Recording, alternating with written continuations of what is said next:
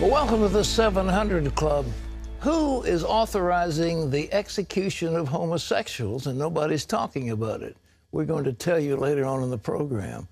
But first of all, if we haven't already seen the dark side of politics this year, get ready for one of the ugliest presidential campaigns ever. Those big political action committees are preparing to sling the mud at both Democrats and Republicans this fall. And that's the warning from a top consultant. Well, that comes as Donald Trump got himself into another controversy with his comments that women should be punished if they get an abortion. Caitlin Burke has the story. Donald Trump is not one to sugarcoat things. Do you believe in punishment for abortion? Yes or no, as a principle? The answer is that there has to be some form of punishment. For the woman? Yeah, there has to be some form. 10 cents, 10 years, I don't know. That I don't know. The Trump campaign completely reversed course hours later, saying that the Republican frontrunner ultimately believes that it's the abortion providers, not the women getting the abortions, that should be punished. Trump's rivals shot back and shot down his comments about women being punished for abortions. It's the latest demonstration of how little Donald has thought about any of the serious issues facing this country. Hillary Clinton chimed in on Twitter saying, quote, "Just when you thought it couldn't get worse, horrific and telling." These latest comments aren't the only blow to Trump's campaign. Polls show his numbers falling in the next primary state. Ted Cruz now has a 10-point lead over Trump in Wisconsin, according to a new Marquette Law School poll. With the candidates vying for delegates ahead of the conventions, it's been an ugly race so far, attacking each other's wives, character, and the list goes on. Political consultant Karl Rove writes in the Wall Street Journal that big political action groups are researching Trump and Clinton for the general election, gathering dirt for future attack ads. He says they'll be going after Trump's controversial comments, his business failures and character flaws, and Clinton's history of scandals and lies, her lack of trustworthiness. Rove writes that we should all get ready for the ugliest campaign in memory. Caitlin Burke, CBN News. Thanks, Caitlin. You know, it's interesting what Trump says. It shocks people, but at the same time, the old adage was that abortion was illegal, that it was murder. And consequently, if it's illegal and it's murder, then there had to be some penalty attached to it. That's why it was so very, very hard to get any kind of legislation against this sort of thing. And now they say, well, it should punish the provider who does the abortion, not the woman who's having it, which sounds more reasonable. But in any event, if somebody says abortion is murder, then what do you do to somebody who commits murder? I mean, so it's a dilemma that people have been wrestling with, and I'm certainly not going to get into it, but that does seem a bit draconian. But at the same time, we've slaughtered close to 50 million unborn babies in America since Roe versus Wade. It's been a slaughter that is unprecedented. And these are innocent human beings that are being slaughtered.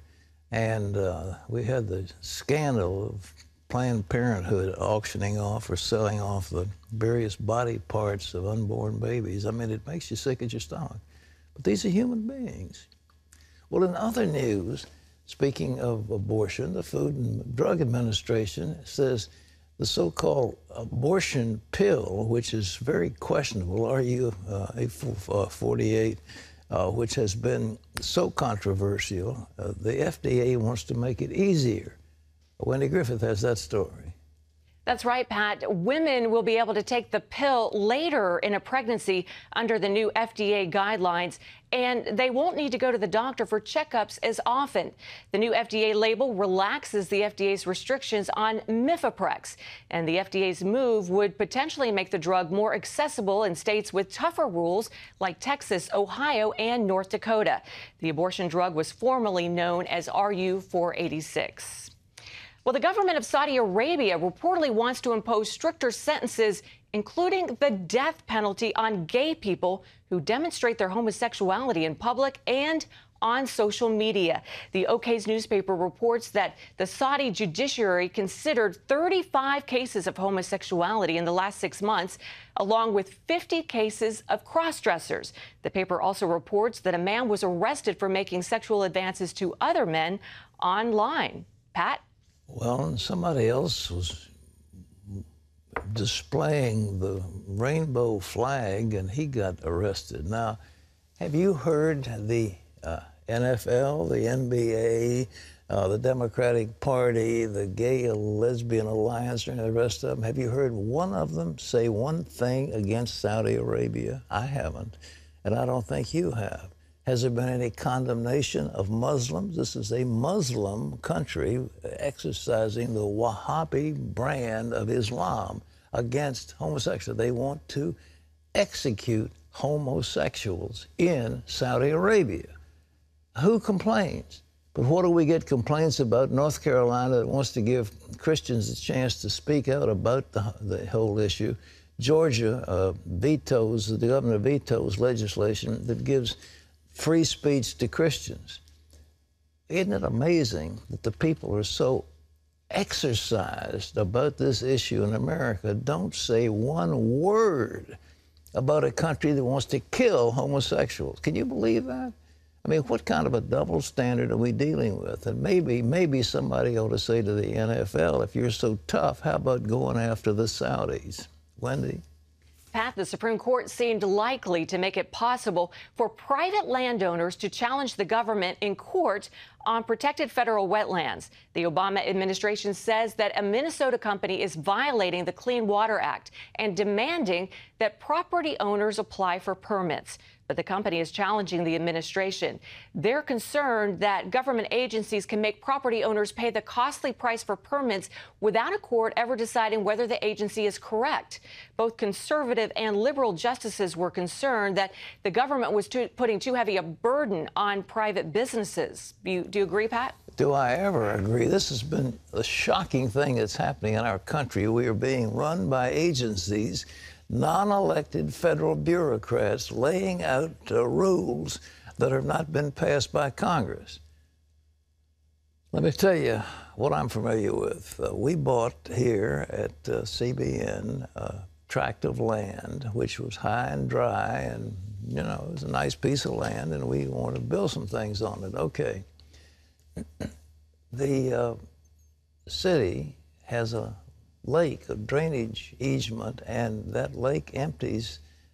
It shouldn't, but it was illegal.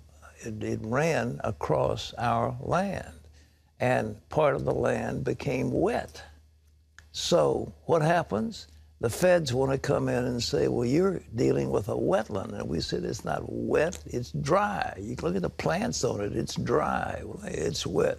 We had to go to great expense to get experts in to prove that the runoff from a tiny drainage ditch that was on a dry piece of land wasn't a wetland. That's how bad it's gotten, and we know firsthand. Costs you money. We, of course, won the thing, but nevertheless, it costs money. And this is what the bureaucracy is doing to America. They're choking the free enterprise of this great nation, and it needs to be stopped. Wendy. Pat, the Easter prayer breakfast is a White House tradition started by President Obama 6 years ago.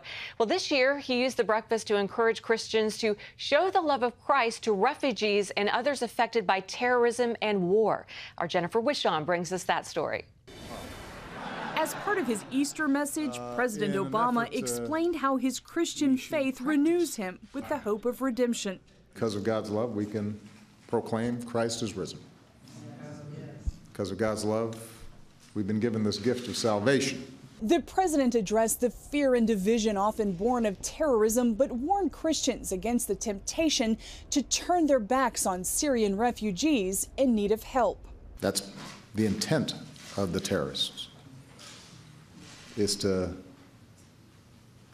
weaken our faith, to weaken our best impulses, our better angels.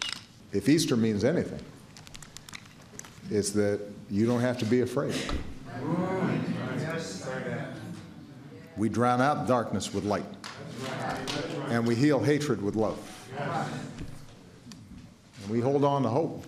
Reverend Dr. Raphael Warnock of Atlanta's historic Ebenezer Baptist Church delivered the sermon. Jesus said he came to preach good news to the poor, to open the eyes of the blind, to set the captives free.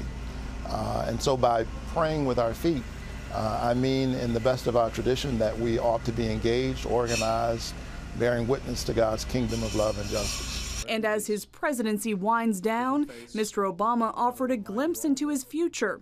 After a good chunk of sleep when I get out of here, I'm going to be right out there with you doing some work.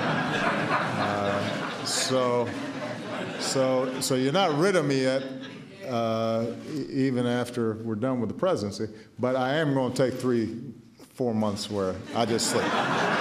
Jennifer Wishon, CBN News, the White House. Thanks, Jennifer. Well, if you want to lose weight, beans might just help you out. Chickpeas, lentils, peas, and beans can help you feel full and get rid of those extra pounds. That's the finding from a study in Canada. One expert told Health Day News the study wasn't surprising because these foods are full of fiber, protein, vitamins, and minerals. And Pat, I know you've been a big fan of beans for a long time. I love beans. They are good for you. They have so-called ORAC values, and black beans are up about 40,000. I mean, they're so tremendous in terms of antibodies. Look at this. This is a little pack of some kind of beans. What is it? Gobanja. These are Gobanja beans. You soak them. And it's so easy. You can store them forever. These are... it's like lentils. Yeah, I make lentil soup. Do you make lentils? Oh, I love lentils. Lentils are delicious. You chop up an onion or two, you chop up some celery, put a little bit of this, that, and the other in it, and put it in a pot with the beans. You got to soak the beans forever, and then cook them for a while, and that's delicious. Yeah, I think that if there's an issue of why people don't do that more often, it's the soaking part. You know, you do have to soak them forever. This is pinto beans, but you know, it's no big deal to soak these things, but if you don't want to soak them, you can get a can. These are kidney beans, and here's the one that see if I can get. No, these sweet peas. Sweet, I don't know what they are, but anyhow, where's the black pea? Here we There go. you go.